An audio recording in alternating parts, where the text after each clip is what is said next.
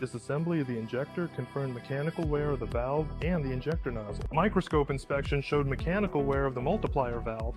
Wear on the nozzle is also visible. We send all the parts for cleaning.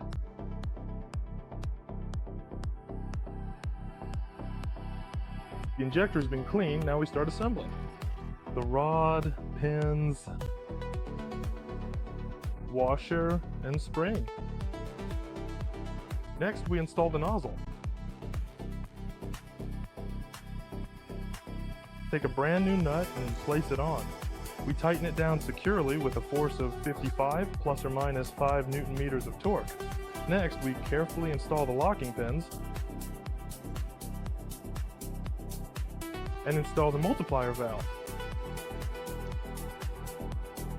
We install the nut,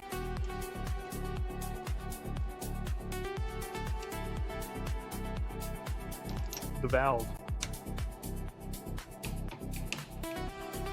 55 newtons. We check the clearance, it should be 5.11. If not, we change it and use another washer. 5.11, as within the tolerance.